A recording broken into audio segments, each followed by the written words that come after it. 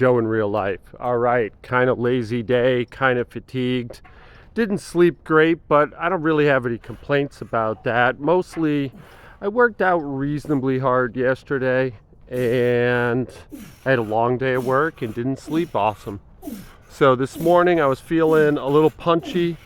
You know, that kind of tired where you're like more prone to wild ideas. I don't know. So I did a squirrely warm up. I did a little stretch, and I thought, let's do Zerchers, man. I haven't done Zerchers in a minute. I like Zercher squats and deadlifts. They're really fun. I occasionally do them off camera as like a power work, like every minute on the minute I'll do a Zercher deadlift with 135 for sets of 2 or 3, and just kind of like do like an approach to the bar and grind out the reps really fast, like a sprint, and then a rest for the remainder of the minute. And I really like that, but I haven't done them in a minute.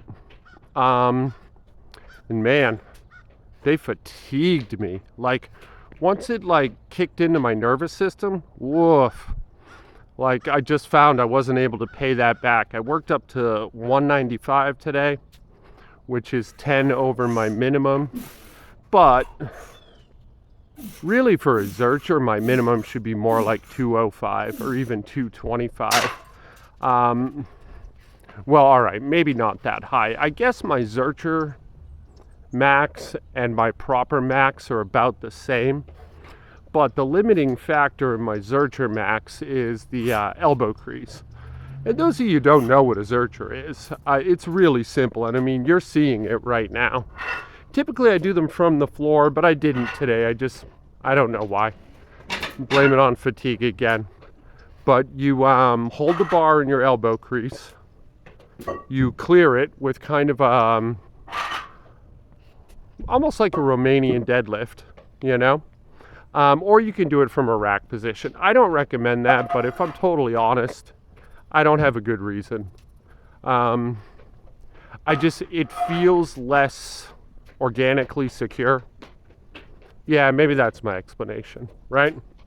So you have it in that position, and then you lower down to a squat. The bottom of the squat is where the bar touches the legs. So I guess compared to an ass to grass squat, I would call this like a half squat, or about the depth of a powerlifting squat. Maybe even a hair higher than that. Hard to say. I depends a little bit on your mechanics. Typically, I like a pause in that bottom position, and then I pop up. It's a great lift. Really, aside from it being like just a really fun front-loaded squat variation, you get a really good upper back workout. Or I would typically, but I just wasn't able to get any serious weight today. Excuse me.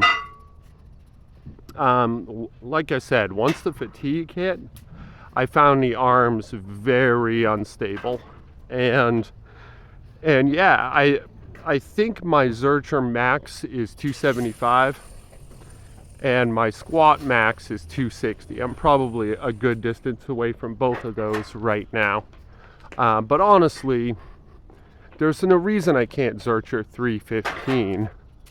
It's just the arms, man. Like the pain in the arms, the ulna bone on both forearms, and like I know you're probably thinking, well, you got to play with the position, you got to roll the forearm.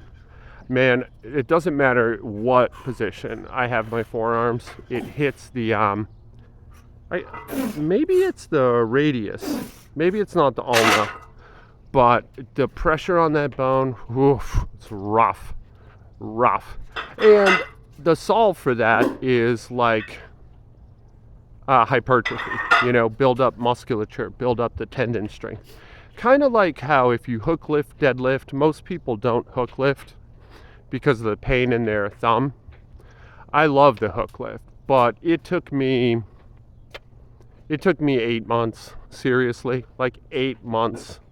And now my hook lift deadlift is higher than my mixed grip deadlift, kind of significantly, by like as much as 10%. But before, it was like 25% less.